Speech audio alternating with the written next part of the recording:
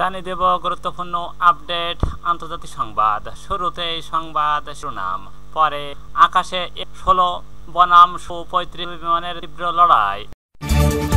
এরপর ক্ষুধার্ত ফিলিস্তিনি গুলি ও মৃত্যু শতাধিক।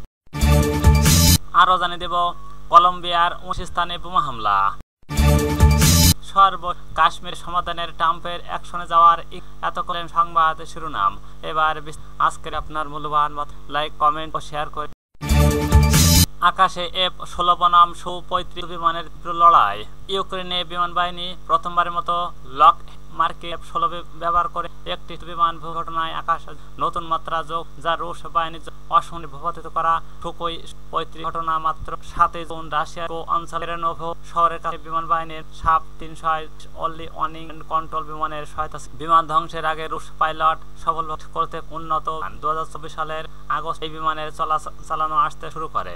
তখন অনেক 16 আকাশে ভারসাম্য এবং রাশিয়ার অবাধে আঘাত করা আরো কঠিন হয়। তখন তা তেমন করে রাশিয়ার বিমান পাত্তা না দিয়ে অভ্যন্তরে হামলা করে আসছিল। তবে এবার সে এয়ার টু এয়ার এর ভয় 2012 সালে করা হয় এবং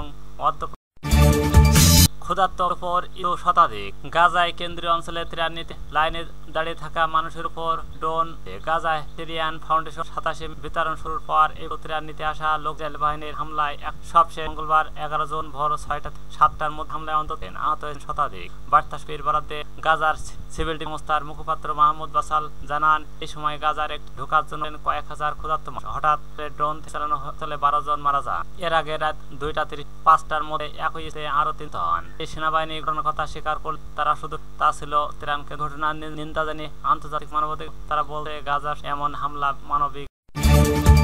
কলম্বিয়ার 19 স্থানে বোমা হামলা।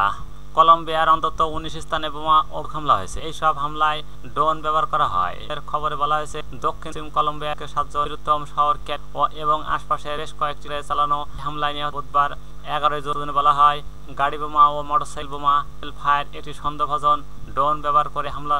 কলম্বিয়ার রক্ষা মন্ত্রণালয় হামলার সাথে এক সময় গেরিলা গোষ্ঠী সোনারি আর্মড ফোর্সেস অফ কলম্বিয়ার একটি অংশে সম্পৃক্ততা দাবি করে, তবে স্বাধীনভাবে হতে পারেনি। দক্ষিণ আমেরিকার দেশ পৌর ভবন হামলার ফলে আতঙ্ক শহরে মানুষজনকে চলাচল কমে গেছে। অনেক কর্মস্থলে ছেড়ে বাসায় হামলার স্থানগুলো আইন শৃঙ্খলা বাহিনী করা হয়েছে। ছাড়া কাউকে ঘরের বাইরে